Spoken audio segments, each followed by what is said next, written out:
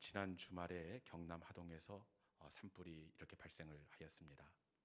금요일에 시작된 산불이 바람을 타고 번지면서 불길을 잡기가 쉽지가 않았습니다. 보니까 소방 헬기가 동원이 되고 많은 인력이 투입되었지만 토요일도 주일날까지도 불길이 잡히지 않았습니다. 그런데 주일의 오후에 하동 지역에 비가 내렸습니다. 많지도 않고 10mm 미만의 아주 적은 비가 왔습니다. 그런데 적은 비가 왔을 뿐인데 걷잡을 수 없었던, 감당하기 버거웠던 불길이 한순간에 잡히게 되었습니다. 잔불까지 완전히 진화가 되었습니다. 참 어렵고 위험한 불길이었지만 하늘에서 비가 잠깐 왔을 뿐인데 거센 불길이 잡히게 되었습니다.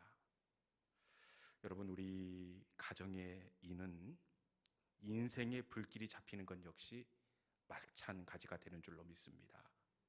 이 밤에 은혜의 담비, 말씀의 담비를 내려주시면 우리 가정에 있는 불길도 잠잠해지고 우리 자녀들 가운데 일렁이는 그 갈등의 불씨도 사그라들게 될 줄로 믿습니다.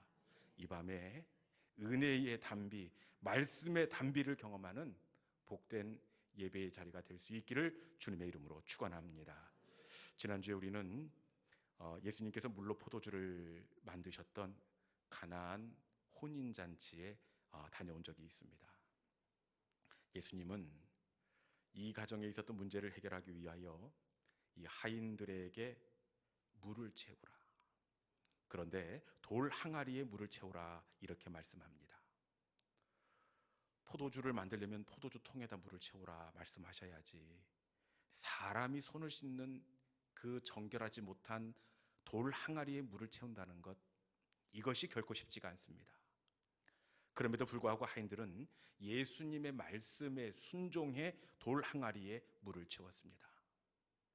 그러자 신기하게도 순종으로 채워진 돌 항아리마다, 여기서 이게 중요합니다, 순종으로 채워진 돌 항아리마다 맛 좋은 포도주로 넘쳐나게 되었습니다. 이것을 통해 우리는 무엇을 할 수 있느냐?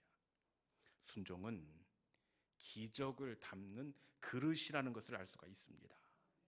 오늘도 우리 주님은 우리에게 기적을 주시는데 반드시 그릇에 담아 주십니다. 언제나 순종이라는 그릇에 기적을 담고 은혜를 담아 주십니다. 여러분, 나하만이 언제 고침을 받았습니까? 요단강에 담그는 그 순종의 그릇을 준비할 때 순종의 그릇에 치료의 기적을 담아 주셨습니다.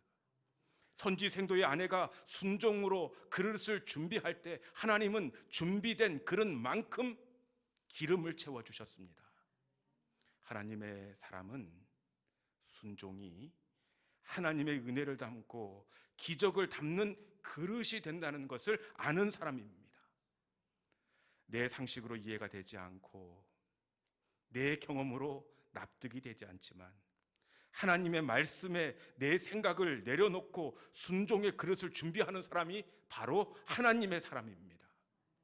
이 시간 하나님이 준비하신 예비된 은혜와 기적을 담을 수 있는 순종의 그릇을 준비하는 믿음의 자리, 예배의 자리가 될 수 있기를 주님의 이름으로 축원합니다.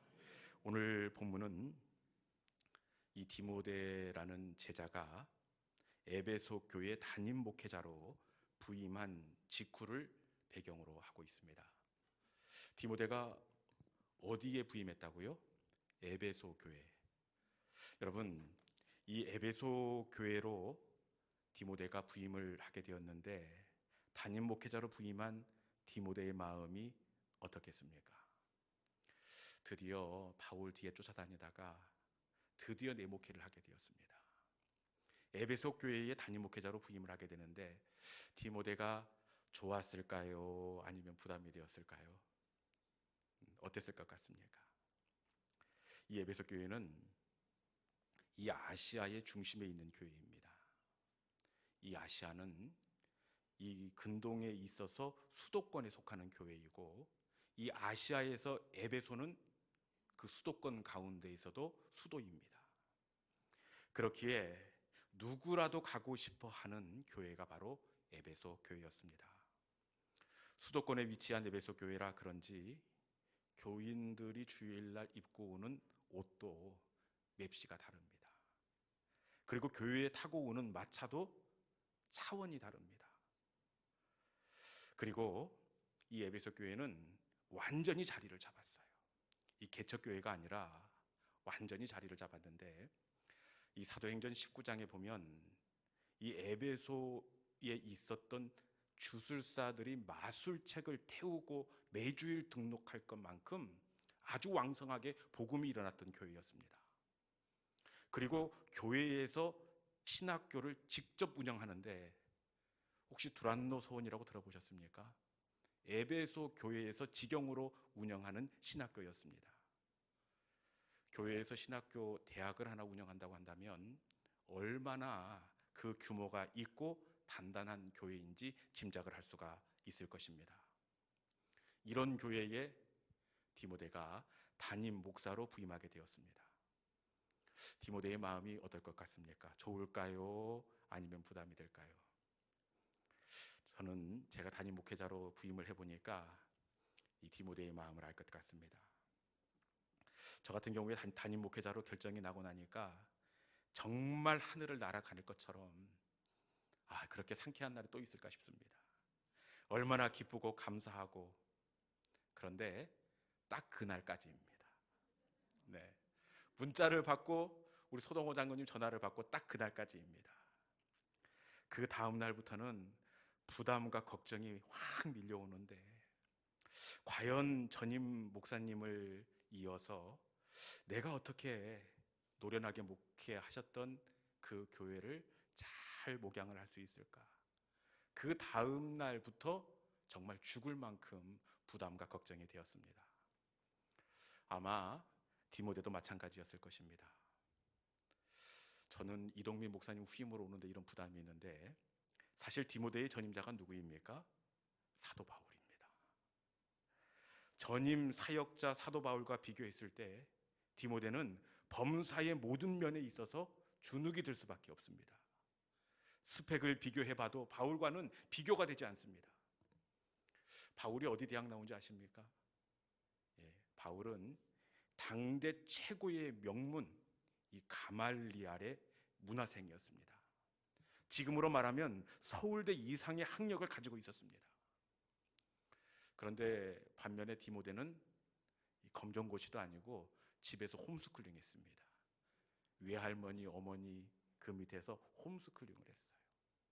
학력을 봐도 비교가 되지 않습니다. 집안 배경을 봐도 바울은 로마 시민권자이면서 유대인 중에 유대인이요 히브리인 중에 히브리인입니다. 반면에 디모데 아버지는 이름도 알 수가 없고 헬라 사람이다, 이렇게 되어 있습니다. 이방인입니다. 집안을 놓고 봐도 전임 목회자 바울과 비교가 되지 않습니다. 또 영적인 능력을 놓고 봐도 이건 정말 게임이 되질 않아요. 바울은 얼마나 영역이 있던지 직접 가지 않고 앞치마나 손수건을 보냈을 뿐인데도 악기가 떠나고 병든 자가 벌떡벌떡 일어납니다. 살아서 삼층천을 바울이 경험했습니다. 반면에 여러분, 디모데가 병자를 고쳤다는 얘기 성경에서 본 적이 있습니까? 디모데는 성경상으로 놓고 봤을 때 감기 환자 한 번 고친 적도 없습니다. 더군다나 목회적 경험도 없고 나이도 아주 연소한 젊은 목회자입니다. 이렇게 바울과 자기를 놓고 비교하면 비교할수록 비교가 안 됩니다. 아무리 생각해도 자신은 함량 미달처럼 보여지고, 그래서 심각한 스트레스를 받았을 것이 분명합니다. 아니 목사님, 어떻게 디모데 건강까지 알고 계세요? 이렇게 여쭐 수 있는데, 제 추측이 아니라 디모데전서 5장 23절에 보면 바울이 걱정을 합니다. 바울이 뭐라고 이야기하느냐? 자주 나는 위장병을 위해 포도주를 조금씩 쓰라. 자주 나는 위장병. 여러분, 아마도 이 전임자 바울에 대한 스트레스, 그리고 연소한 목회자의 그 교회의 나이 드신 어르신들로부터 받는 여러 가지 마음의 부담감, 이걸 통해서 눌리고 주눅이 들어 있는 것이 분명할 것입니다. 이런 디모데에게 바울이 이 디모데 전서의 편지를 보냅니다. 바울이 이런 디모데에게 어떤 이야기를 끄집어내느냐? 바울은 이 짧은 간증을 서론 부분에 이렇게 넣어서 디모데를 일으켜 세워주고 있습니다. 오늘 말씀은 바울이 들려주는 간증을 우리가 한번 빠르게 이렇게 은혜를 받고 오는 것이 오늘 설교의 목적인데, 우리 13절에 있는 말씀을 통하여 바울이 어떻게 간증을 시작하고 있는지 한번 들어보도록 하겠습니다. 13절입니다. 자, 시작. 내가 전에는 비방자요 박해자요 폭행자였으나 도리어 긍휼을 입은 것은 내가 믿지 아니할 때에 알지 못하고 행하였음이라. 아멘. 디모데에게 들려주는 이 바울의 간증, 어떻게 시작하고 있습니까? 이전에 바울이 이런 사람이었다, 자신의 과거의 이력을 디모데에게 이야기하는 것으로 간증이 시작되고 있습니다. 지금은 이 디모데가 주눅이 들 만큼 커 보이고 높아 보이고 대단해 보이지만, 초창기 이전의 바울은 어떤 사람이었습니까? 말씀해 보니까 비방자요 박해자요 폭행자였다, 이렇게 이야기하고 있습니다. 실제적으로 젊었을 때의 청년 바울은 정말로 대단한 이 복음의 방해꾼이었습니다. 스데반 집사님이 돌에 맞아 순교를 하실 때, 그때 돌을 들어 스데반 집사님을 쳤던 그 사람들이 겉옷을 벗습니다. 겉옷을 벗는 이유가 여럿 있지만 피가 튀길 수도 있고, 그래서 이 겉옷을 누구의 발 앞에 벗어두느냐, 사도행전 본문에 보면 그 옷을 청년 사울 앞에 벗어두었다, 이렇게 되어 있습니다. 사울 앞에 벗어두었다. 이 옷을 만든다는 것은 이 일을 주도한다는 것이고 책임을 졌던 사람을 나타냅니다. 바울이 이렇게 예수 믿는 사람들을 이렇게 잡아 죽이기 위해서 혈안이 되었던 것을 우리가 알 수가 있습니다. 그리고 15절 마지막 부분에도 어떻게 되어 있습니까? 죄인 중에 내가 괴순이라. 죄인 중에 괴순이라. 이 죄인 중에 죄인 중에 가장 우두머리가 바로 나였다, 이렇게 이야기하고 있습니다.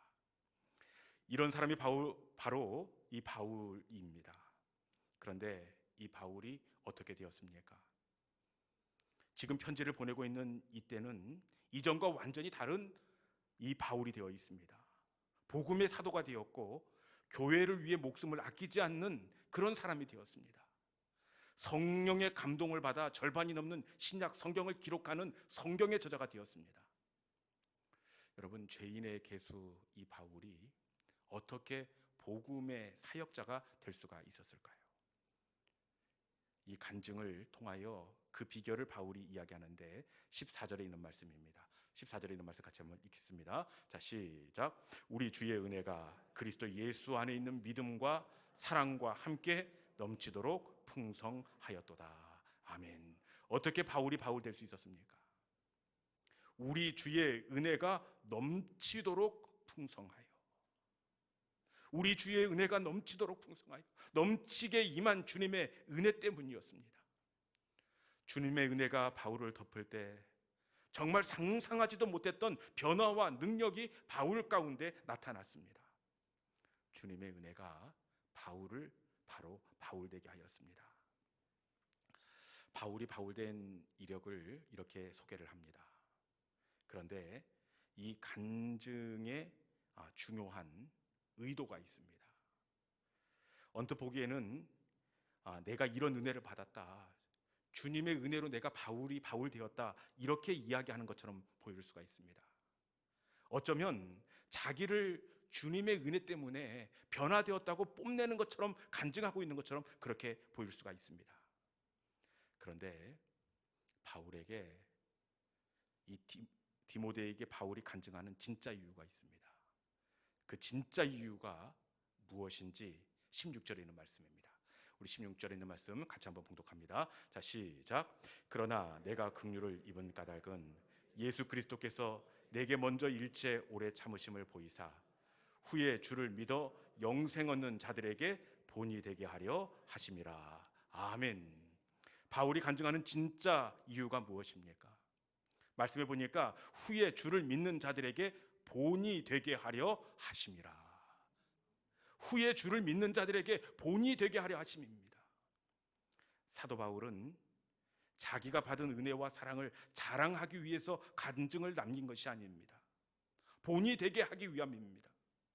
사도 바울 나만을 위한 은혜가 아니라 누구든지 주의 은혜가 임하기만 하면 내가 누린 그 은혜를 그도 누리게 되고 내가 감당한 그 사역을 그도 감당할 수 있음을 알게 해주려고 이 간증을 들려주고 있는 겁니다. 여러분, 이 간증을 듣고 난 디모데의 마음이 어떻겠습니까? 본이 되게 하려 함이라. 사도 바울이 사도 바울 될 수 있었던 것은 사도 바울이니까 사도 바울이 감당했던 그 사명을 감당한 것이 아니라 사도 바울에게 임한 그 은혜가 나에게도 임하면 나도 바울처럼 에베소 교회를 목양하고 복음의 일꾼으로 내가 이 사명을 감당할 수 있겠구나. 그 생각이 들 때에 낙심한 마음에 소망이 생기고 다시 가슴이 뛰게 되었습니다. 그리고 바울이 보인 본을 바라보며 바울에게 임했던 하나님의 은혜가 자기 가운데 임하기를 사모하고 또 열망하지 않았겠습니까? 여러분, 하나님의 사람은 어떤 사람이냐? 바로 이 성경의 인물, 성경의 사건이 본이 된다는 사실을 확신하는 사람이 바로 하나님의 사람이 되는 줄로 믿습니다.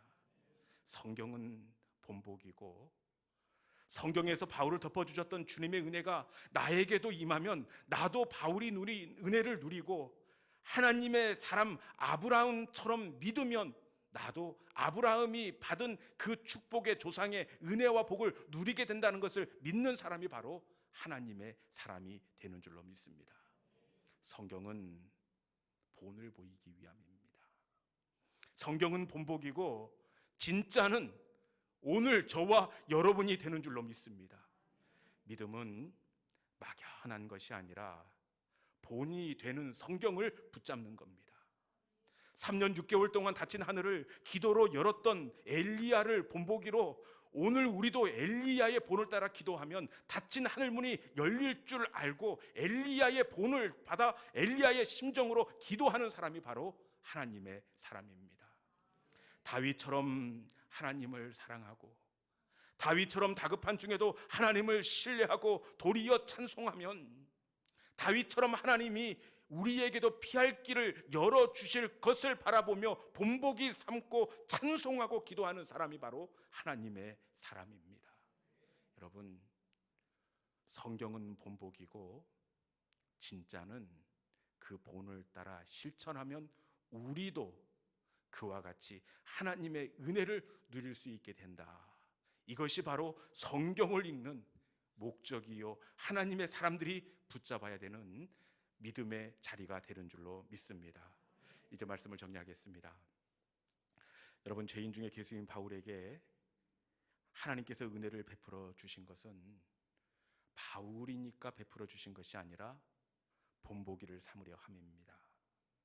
우리에게도 바울에게 임한 은혜가 덮어지면 나도 은혜의 삶을 누리고 우리의 자녀에게도 바울에게 덮어졌던 하나님의 은혜가 임하면 우리의 자녀도 변화되고 우리에게 맡겨진 사명을 주님 오실 때까지 잘 감당할 수 있다는 것을 확신하면서 날마다 성경의 본을 따라가는 삶, 이것이 바로 우리가 걸어야 하는 삶의 자리가 되는 줄로 믿습니다.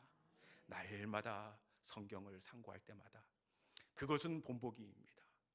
그 본을 따라 우리가 걸어갈 때에 성경의 인물이 경험했던 하나님, 우리도 경험하게 될 줄로 믿습니다. 날마다 성경의 본을 받아서 믿음의 사람처럼 기도하고 믿음의 사람처럼 감사하고 찬송하는 우리 모든 믿음의 권속들이 될 수 있기를 주님의 이름으로 축원합니다. 이 시간에 우리 주신 말씀을 붙잡고 우리가 함께 찬송으로 나아가겠습니다. 주님 다시 오실 때까지 나는 이 길을 가겠습니다. 좁은 문 좁은 길이라도 나의 십자가 주고 주님께서 내게 맡겨주신 그 사명의 자리를 걸어가겠습니다. 이 자리를 걸어갈 수 있는 것, 앞서 걸었던 믿음의 선진들이 걸었던 그 걸음을 본을 삼을 때 주님 어렵고 힘들지만 이 사명의 자리를 걸어가게 될 줄로 믿습니다. 우리도 바울처럼 하나님의 은혜가 임하면 바울이 감당했던 그 사명을 나도 감당하고 바울이 누렸던 하나님의 이적과 기적과 표사를 나도 누리게 될 줄로 믿습니다. 주님 다시 오실 때까지 성경의 사람들이 걸어갔던 그 믿음의 발걸음을 본보기 삼아 나도 그 길을 걷겠습니다. 그들에게 허락하여 주셨던 하나님의 은혜, 하나님의 기적을 나도 맛볼 수 있게 하여 주옵소서. 나도 하나님의 살아계심을 경험케 하여 주시옵소서. 이 시간에 주님 다시 오실 때까지 성경의 본을 따라 내가 걸어가겠습니다. 주신 말씀을 마음속에 새기며 주님 다시 오실 때까지 우리 함께 찬양하도록 하겠습니다.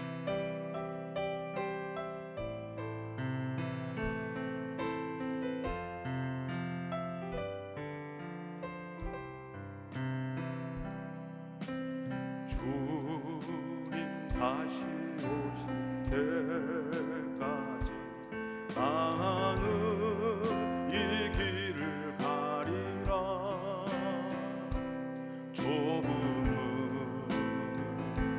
좁은 길 나의 십자가 지고 다시 한번 할까요? 주님 다시 오실 때까지 주님 다시 오실 때까지 나는 이 길을 가리라.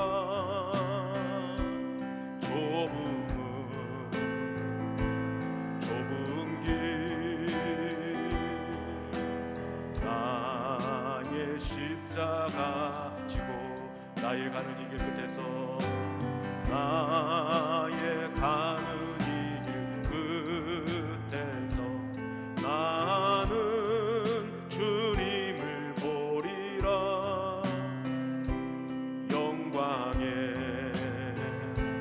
내 주님 나를 맞아주시리. 주님 다시 오실 때까지 나는 일어나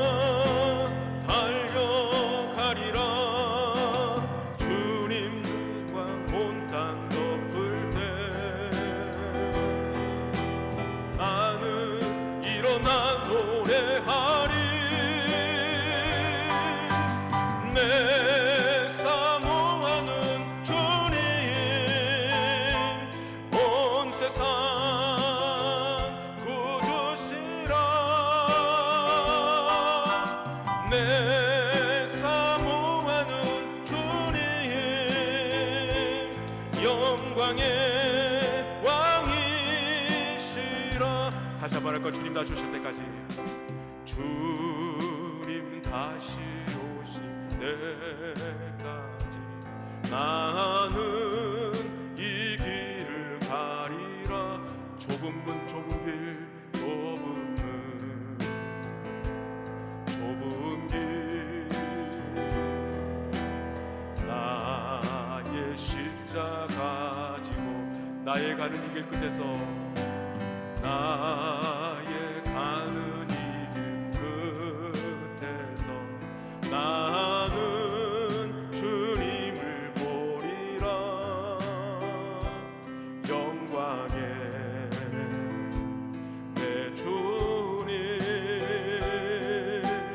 나를 맞아주시니. 주님 다시 오실 때까지 나는 일어나 달려가리라. 주의 영광 온 땅 덮을 때 나는 일어나 노래하리.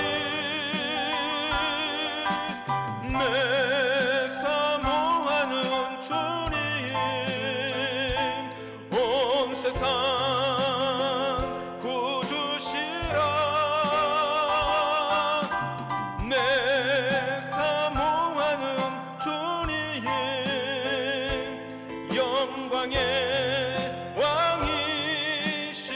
주님 다시 오실 때까지, 주님 다시 오실 때까지 나는 일어나 달려가리라. 주의 영광 온 땅 덮을 때 나는 일어나 노래하리. 내 사모하는 주님 온 세상 구주시라. 내 사모하는 주님